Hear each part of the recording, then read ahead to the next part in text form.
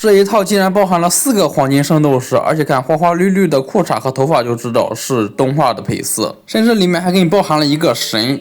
这就是小布的全新版圣斗士第3弹黄金12宫。因为我是狮子座，而且里面有4个黄金圣斗士，那不得不入了。所以这是我第一次玩全新版的圣斗士，也是端详9盒都是不重复的。然后我们来看一下图鉴，隐藏和它替代的都是雅典娜，区别就是有没有穿金戴银。今天这盒子的胶水有力气。里面共有3包零件，其中1包是图鉴卡说明书以及地台。现在的说明书都是每个角色专属的了。另外2包是大量的积木人零件，所以说拼的时候需要有点耐心了。因为黄金圣衣的造型相对来说比较复杂，分件也比较多。关节的设计除了躯干部分之外，基本上和其他的全新版差不多。不过造型上要拉长了很多，所以说整体的效果呢像是真人的比例似的。哦，绿裤衩，紫头发，这不是超越版那种漫画配色呀，太好了！把这些黄金圣斗士拼完之后，可以看到，嚯，这效果！明明比超越版更小更便宜，怎么感觉更精致呢？特别是身材比例和脸型，感觉是做的更舒服一些。感觉外观比超越版差的地方就是金色不是涂装，发色和亮度倒是还行，就是摄影色嘛会有水纹。第一个必须得看狮子座呀，这眼神太帅了。上面的小尖尖有独立的可动，可以让位。没有玩过前2弹，不知道有什么新的地方，倒是感觉确实不错。区别于其他的全新版，肩膀这里是全员关节加转轴的设计，拉伸让位幅度很大。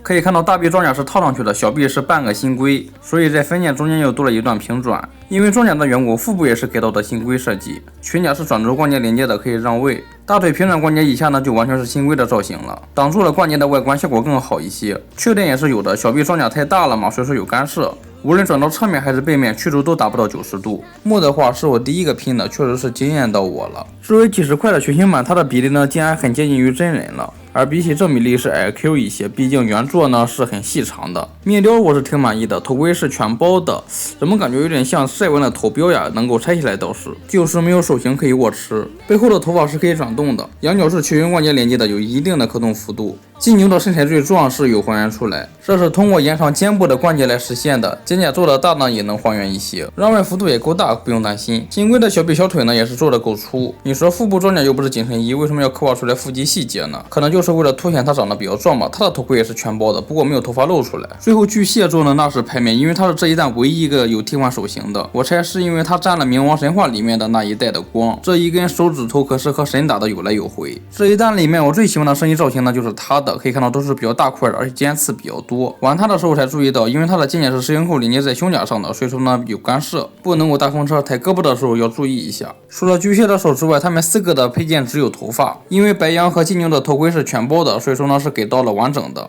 另外2个就只有刘海了。雅典娜没有抽到隐藏款，有些可惜，因为裙子的干涉下半身没有可动，所以说只能靠地台来支撑。甚至由于它是低插装，所以说为了脖子的美观呢，就把这里的可动给阉割了。也就是说，它只有头部全员关节以及胳膊有可动了，腿部就当它没有吧，毕竟动了也不好看。它的躯干是被裙子包裹起来的空壳子，虽然它是神，但是地台呢也是银色的，无论青铜、白银还是神都是银色，只有黄金圣斗士的才是金色的。当然怎么能少得了我们吴小强呢？不过这一弹只有1个，而且是变肤的齿龙，还是瞎眼版本的。背着箱子需要靠地台来支撑，不需要的话拆下来就行。它的连接孔只在胳膊窝底下有一个，影响不大。没有了声音的影响，可以看到变肤的效果呢，竟然意外的还可以呀。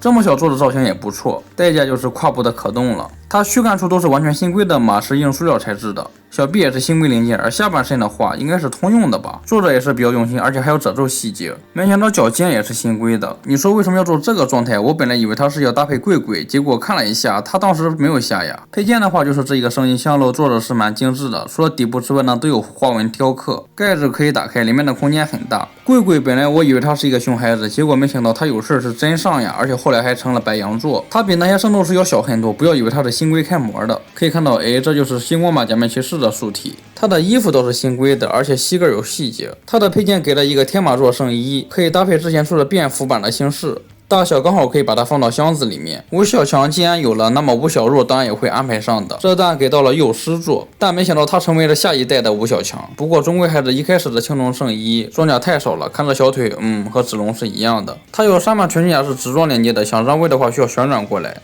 配件就是一个替换的刘海。最后天剑座可能就有人问你谁呀？没印象正常，因为他被星矢直接一招秒杀了。但是作为白银圣斗士，战绩没得说，差点是神了。雅典娜胸口的那根剑就是他干的，所以他就是用来盔帽给雅典娜的，长得也挺好看。可以看到他上半身的装甲呢都是不对称的，侧裙甲也可以活动，左胳膊没有大臂甲，但是小臂甲呢更大块，腿部倒是对称的了。配件也是一个刘海。好的，以上就是群英版圣斗士第3弹的情况了。正如大家所见，整体的效果呢，在群英版价格上是相当的不错。当然，代价的话也很明显嘛，就是没有什么配件。还好圣斗士都是靠拳头来说话。